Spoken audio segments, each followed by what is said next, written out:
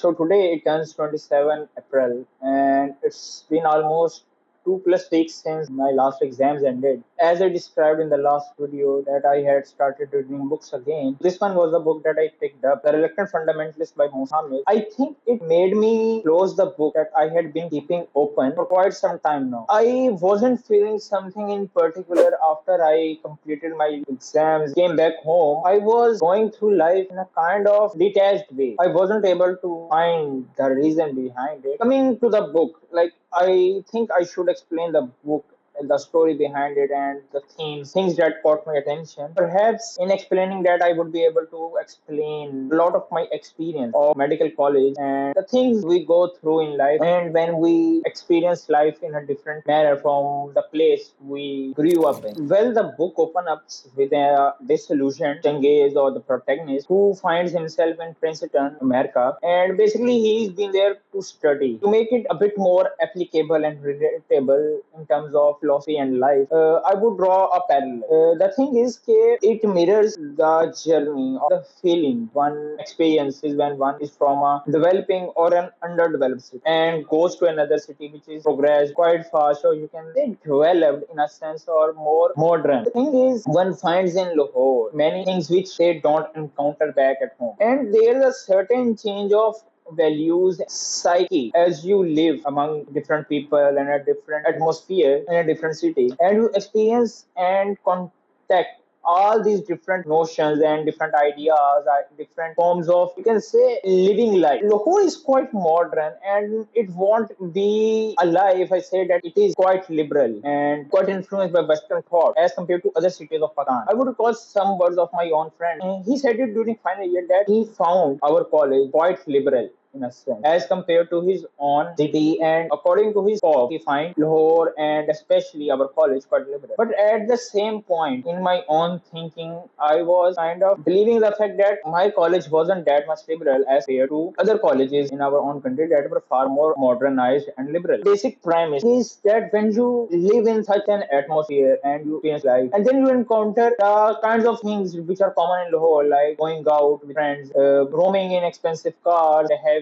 dinners and lunches at expensive places almost every day of the week. That might be an exaggeration on my part, but it is a far more common thing in Lahore, Islamabad, and Rawalpindi than in our city, which is quite backwards in some way. When you come from places to a place which is far more developed and far more superior in terms of education, philosophy, tradition, and culture, and other aspects, and you live there for a long time, that place changes something in you. A similar kind of thing happened to the protagonist in case when he went to Princeton for education and lived in America, and he was one of the two people in the whole batch from Pakistan. I think this would be a quite a long video. I wanted to shoot it right about this time because after I finished the book, I had this post-book completion feeling or nostalgia, which I wanted to communicate or make part of the video. I don't know why I did that, but I think I just wanted to make it real. A closure, I suppose. The kind of closure that you have to do, not because the book is finished, but you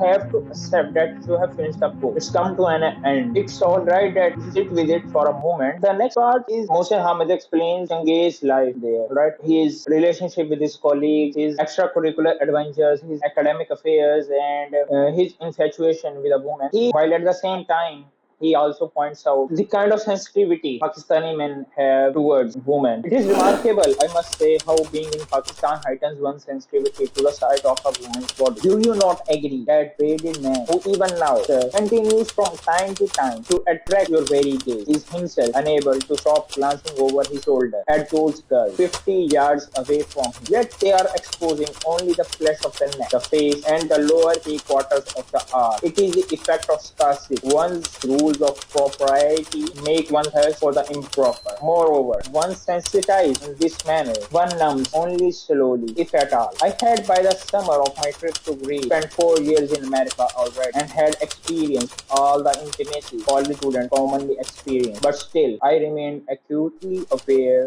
of visible female pain. Then we continue on to the next part of the story, which explains the meritocracy or kind of competitive state America America is in. In my opinion, it's still a meritocracy where you have to keep striving and produce results continuously in order to remain in the job and get benefits from it. It quite mirrors the societal pressure and the social paradigm we are living in currently, which is quite competitive in nature. Is meritocracy in a sense, though the meritocracy is governed a lot in terms by money and your marks. You can say simply explaining. आपके marks आए अच्छे, you get admission in medicine, MBBS, then you opt for some degree like USMLE or PLAB or Australian medical exam. In any case, what you are doing is trying to improve your standard of living. Realistically speaking, you are basically trying harder and harder to achieve some permanent sense of security, money, power. And it is kind of a consequence of the dimensions in our society in which we are living and raised because we have a continuous sense of fear and powerless. And we look back in our childhood, we were continuously seeing in news about the terror attacks and the way America used Pakistan against its own neighbor and basically brothers in religion for its own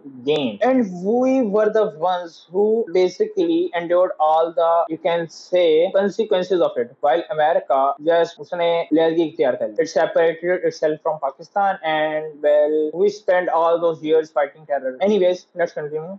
I'm skipping over a few chapters because I don't want to give all the spoilers. I only want to discuss the things which you can relate to or you could find something which deserves your attention. Basically, the context of this scene is the accident of the World Trade Center in which the twin towers were damaged and many people were killed. The writer says, my thoughts were not with the victims of the attack. Death on television moves me most when it is fictitious and happens to characters with whom I have built up relationship over multiple episodes. No, I was caught up in the symbolism of it all. The fact that someone had so visibly brought America to her knees. In another part, he says, the twin towers of New York's World Trade Center collapsed. And then I smiled. Yes, despicable as it may sound, my initial reaction was to be remarkably pleased. Your disgust is evident. Indeed, your large hand has, perhaps without your noticing, clenched into a fist. But please believe me when I tell you that I am no sociopath. I am not indifferent to the suffering of others. यहाँ पे ना मोहसिन हामिद इस part में एक काफी अच्छा parallel draw करता है. जो बुक की पूरी स्टोरी है, it's a conversation between Changez, a Pakistani man, and another person who belongs to America, and they are in a cafe sitting and having a conversation and with some dinner. So यहाँ पे basically writer parallel draw करता है वो ये है कि Changez basically confront कर रहा होता है American को कि you question yourself, यानी कि जब उन्होंने वो टेररिज्म के खिलाफ स्टार्ट की जंग और पाकिस्तान को अफगानिस्तान के खिलाफ इस्तेमाल किया और फिर वार ऑन टेरर आई तो पीछे से पथरी गोली पकड़ के निकल गया अमेरिका, उसके ऊपर कन्फ्रंट करता है उसको और उसको कहता है कि यू डिड दैट, राइट. तो उसके ऊपर वो कहता है कि we were at war, our country was at war. तो बेसिकली कहते हैं कि अगर तुम लोग वॉर पे थे, right, then my country was also at war during the war on terror times and after you left and the Taliban basically started attacking Pakistan in the consequence of the war because America तो अफगानिस्तान वार से नहीं जी सका था और उसको loss ही हुआ था and के ऊपर. But still it is a continuously recurring theme in the book, the ways America has involved itself in Asia and Middle East in so many wars, and it has disrupted the lives of millions of people, probably countless people, in terms of life, wealth, psychological turmoil. I don't know what else word to say, but yeah, America has, plunged itself into so many wars for the sake of what? To secure its superiority in the world, to secure its capital, and it considers everybody else just collateral damage because that's how the protagonist engage makes sense of it, that we are collateral damage in your strategy, for your benefit, for your profit, for your war. And every time America fucking leaves, like the time when Pakistan and India were in a standoff after, or you can say during the Afghanistan war. So the writer says that America could have said to India that Pakistan is an ally and any attack on Pakistan would be attack on America because American bases were in Pakistan, which were used by America to conduct drone attacks on Afghanistan and Waziristan and other areas. But America didn't do that. that America kept a neutral position throughout the conversation. So basically, the writer says that America is the pussycat who uses others for its own gains and then leaves. यहाँ पे मैं एक बात coat करना चाहूंगा Henry Kissinger की. वो अपनी बुक में लिखता है कि it is far more better to be America's enemy than to be its friend. अगर आप अमेरिका का दुश्मन हो, अमेरिका would put sanctions, ठीक एड नहीं देगा, आपके खिलाफ प्रोपोगेंडा करेगा, but still you get to have your identity, you have your people, you stand your ground, you make something out of yourself. But when you become friend to America, it uses you and then throws you away whenever you are in trouble. एक example हमारे पास Ukraine और Russian वार की है. That when Ukraine was in trouble, तो पीछे से America उसको धक्का दे के जंग करवा के उसका बेड़ा करा के एंड के ऊपर वो पीछे से निकल जाता है. That's how it does every time. एक मेजर पार्ट बुक का वो है आइडेंटिटी क्राइसिस और एलियनेशन. बेसिकली चंगेज जब अमेरिका में पढ़ लेता है and he's acquired a good paying job and he works as a financial evaluation. Basically यानी कि जो फर्म्स को और कंपनीज को जाके इवेल्युएट करते हैं कि इनकी वैल्यू क्या है, इनकी एसेट वैल्यू क्या है, और उसको काफी अच्छी पे मिलती है. And he enjoys first class travel and he can buy everything he wants or like and he can just fucking enjoy his time. तो उसके दौरान जब ये सारा मामला चलता है वार ऑन टेरर का और पीछे पाकिस्तान में मसले होते हैं, so he comes back for a time being and he lives with his parents and brother and he kind of feels, can say, nostalgic and conflicted whether to leave his people in such a difficult or precarious state and return to his life in America or just remain with their relatives. And वो ये है कि the way he feels disillusioned when he comes back to Pakistan, उसको हर चीज kind of पुरानी लग रही होती है, टूटी हुई लग रही होती है. When I came back from Umrah, so basically we were driving through the roads in Multan. The first thing I noticed was how much dirty the trees, the plantation, the buildings, how much smoky, how much dull it all appeared in comparison, because what I just lived for 20 days and even though it was quite a dry place and there were lots of mountains and uninhabited areas, but still the places we lived, Makkah and Medina, they were so brimming with people, modernized in the sense that everything was pick and span and it had an effect to it which influenced my mind. Continuing the story, the protagonist goes back to America and while on the airplane he contemplates that during war times it is children and the elderly who are sent to safe havens, but in current times it is usually the young who leave the country in the lurch and go abroad to improve their lives. It ties back to my own concept that what we are trying to do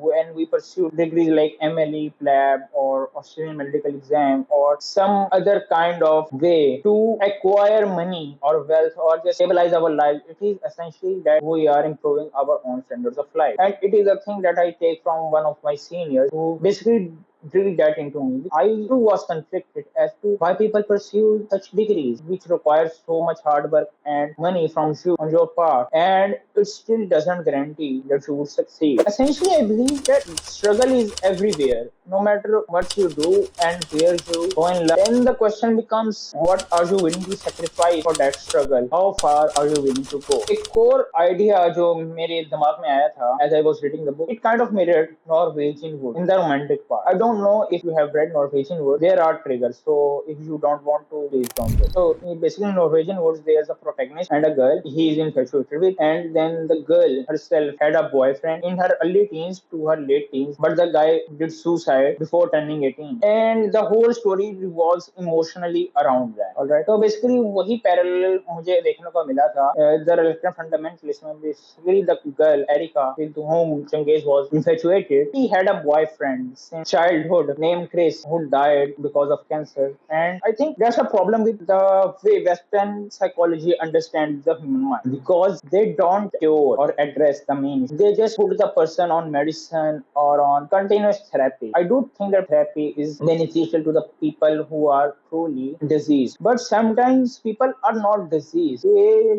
need to accept it themselves, because you can't help a person who isn't willing to help himself or herself. जब तक आप खुद किसी चीज को accept नहीं करोगे, कोई बंदा जितना मर्जी उसको चैलेंज कर ले, कोई बंदा उसको जितना मर्जी एक्सप्लेन कर ले या आपको बता ले where you have been wrong, until unless आप उसको एक्सेप्ट करो और आप अपने वेज को चेंज करने की कोशिश करो, तब तक आप कुछ नहीं कर सकते. यहाँ पे एक और पैरेलल जो मेरा एक थॉट है वो ये है कि basically some people are so broken that no matter how many times you try to fix them, people are mirror in which you look yourself, alright, and they are a mirror to themselves as well. So when someone is completely broken and they have no stable core or stable anchor. No matter how many times you fix the mirror, it would be only you who gets hurt. The other person, they will only break apart again. So such relationships are doomed to fail. The last thing that I would like to say and bind up this video would be the example of Janissaries. Basically, Janissaries were Christian boys whom the Ottomans picked up and trained them in combat and strategy and used them in war against Christians themselves. Basically, यहाँ पे